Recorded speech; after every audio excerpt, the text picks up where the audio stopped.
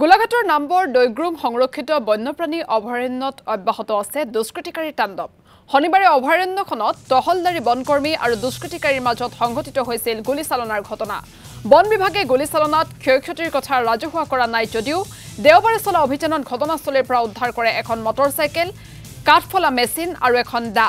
গুলীচালনাৰ ঘটনা সংঘটিত স্থান বন বিভাগৰ লগত পৰিদৰ্শন কৰে সাংবাদিকৰ দলে। ঘটনা সন্দৰ্ভত গোলাঘাট বন বিভাগে গোচৰ ৰুজু কৰি অব্যাহত ৰাখিছে তদন্ত। আৰু এই সন্দৰ্ভত আমাক সবিশেষ জনাব হেমন্ত শইকীয়াই। হয়, এই মুহূৰ্তত মই উপস্থিত আছো আসলতে নাম্বৰ দৈগ্ৰুং বন্যপ্ৰাণী অভয়াৰণ্যত। আসলতে বন্যপ্ৰাণী যিখন সংৰক্ষিত অভয়াৰণ্য, সেই অভয়াৰণ্যখনত আসলতে দুষ্কৃতিকাৰী তাণ্ডৱ চলিছে, আসলতে বনদস্যুৰ তাণ্ডৱ চলিছে। যি সময়ত আসলতে এই বনাঞ্চলখন, যিখন বন্যপ্ৰাণী অভয়াৰণ্য, এই অভয়াৰণ্যখনত ইতিমধ্যে যিসমূহ মূল্যৱান গছ, ডাঙৰ ডাঙৰ গছ আছিল, ইতিমধ্যে শেষ হৈ গৈছে দুষ্কৃতিকাৰীৰ হাতত। আৰু শেহতীয়াকৈ যি দুই এজোপা আসলতে ডাঙৰ ডাঙৰ গছ আছে, প্ৰাপ্তবয়স্ক গছ আছে, এই গছসমূহ কাটি আসলতে বনদস্যুৱে ইয়াত তাণ্ডৱৰ সৃষ্টি কৰিছে। আৰু আমি কেমেৰা পাৰ্চনক দেখুৱাবলৈ অনুৰোধ জনাম, আচলতে এইজোপা গছ, এই গছজোপা আচলতে কাটি যি তহিলং কৰা অৱস্থাতে আচলতে বন বিভাগৰ লোক এটা তহলদাৰী দল এই অঞ্চললৈ আহিছিল। এই অঞ্চলটো আচলতে আলুখন্দা বুলি কোৱা হয়। গোলাঘাট আৰু কাৰ্বি আংলং সীমান্তৱৰ্তী এই অঞ্চলটো। আৰু এই অঞ্চলত তহলদাৰী দলে যেতিয়া আহি প্ৰত্যক্ষ কৰে যে বনদস্যু আচলতে গছ কাটি তহিলং কৰিছে, লগে লগে প্ৰত্যক্ষ কৰিলে বনদস্যুক, আৰু লগে লগে বন বিভাগে আচলতে গুলী কৰে। গুলী কৰাৰ লগে লগে আচলতে বনদস্যুকেইটা পলাই যাবলৈ সক্ষম হয়। ইয়াৰ পিছতে আচলতে এক হৈচৈৰ সৃষ্টি হয়। তাৰ পাছতে কালিৰে পৰা আমি আচলতে এইসমূহ বাতৰি পৰিৱেশন কৰি আছিলোঁ যদিও আচলতে এই অঞ্চললৈ অহাটো সম্ভৱ নাছিল। কাৰণ কিয়নো এইখন বন্যপ্ৰাণী সংৰক্ষিত অভয়াৰণ্য।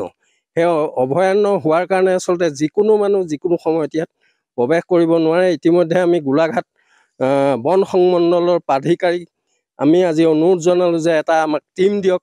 মৰঙী প্ৰেছ ক্লাবৰ এটা দল আৰু বন বিভাগৰ দল লৈ ইতিমধ্যে আমি উপস্থিত হৈছোঁ খোজকাঢ়ি কাঢ়ি আহি। মই জানিবলৈ বিচাৰিম আচলতে মৰঙী প্ৰেছ ক্লাবৰ পৰা এজন সদস্যৰ পৰা কি হৈছিলে আচলতে কথাখিনি। হয়, যোৱাকালি যিহেতু মৰঙী যিটো বাতৰি ওলাইছিলে, এই বাতৰি ওলোৱাৰ পিছতে মানে যিটো এই নাম্বৰ যি দৈগ্ৰুং অভয়াৰণ্য আছে, অভয়াৰণ্যত বনদস্যুৱে সেইটো যিখিনি মূল্যৱান গছ আছে সেই গছখিনি কাটি তহিলং দিয়া খবৰ পোৱাৰ পিছতে বাতৰি পৰিৱেশন হ'ল। তাৰপিছতে মানে মৰঙী প্ৰেছ ক্লাব আৰু গোলাঘাট বন বিভাগ আৰু যি আমাৰ মূৰফুৰণি যি বন বিভাগ আছে সহযোগত মানে এটা যুটীয়া অভিযানত আজি যি বনস্থলী য'ত মানে বন ধ্বংস হৈ কৰিছিলে, আমি সেই স্থলীত উপস্থিত আছোঁহি।